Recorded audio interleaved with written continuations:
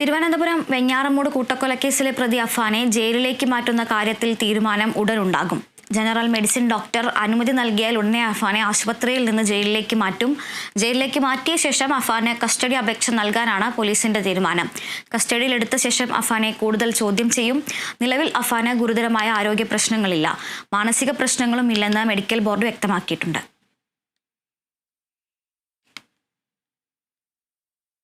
ലഹരിക്ക് തടയിടാൻ പോലീസ്. തിരുവനന്തപുരം ജില്ലയിലെ തീരദേശ മേഖലയിൽ പുലർച്ചെ നടത്തിയ പരിശോധനയിൽ പെരുമാതുറ സ്വദേശി അസറുദ്ദീനെ ലഹരിമരുന്നുമായി പോലീസ് പിടികൂടി. റൂറൽ നാർക്കോട്ടിക് സെല്ലും തീരദേശത്തെ സ്റ്റേഷനുകളിലെ SHOമാരും ഉൾപ്പെടെയുള്ള സംഘമാണ് പരിശോധന നടത്തിയത്.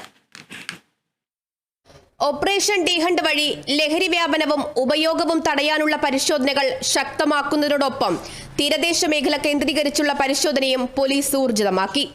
സംസ്ഥാനത്ത് ലഹരി ഉപയോഗം വർദ്ധിച്ച സാഹചര്യത്തിലാണ് തിരുവനന്തപുരം റൂറൽ ജില്ലാ പോലീസ് മേധാവിയുടെ നിർദ്ദേശത്തെ തുടർന്ന് പരിശോധന ശക്തമാക്കിയത്.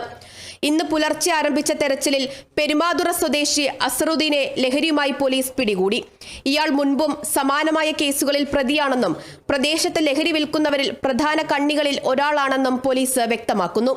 സെന്റ് ആൻഡ്രൂസ് മുതൽ കാപ്പിൽ വരെയുള്ള തീരപ്രദേശത്തെ പുതുക്കുറിച്ചി, മരിയനാട്, അഞ്ചുതെങ്ങ്, മാമ്പള്ളി, അരിവാളം, റാത്തിക്കൽ, വെറ്റകട തുടങ്ങിയ ഫിഷ് ലാൻഡിംഗ് സെന്ററുകളും പെരുമാതുറ, താഴമ്പള്ളി ഹാർബറുകളുമാണ് പരിശോധിച്ചത്. തീരദേശം കേന്ദ്രീകരിച്ച് വലിയ രീതിയിൽ ലഹരി വ്യാപനം നടക്കുന്നതായുള്ള പരാതി ലഭിച്ചതിനെ തുടർന്നായിരുന്നു പരിശോധന.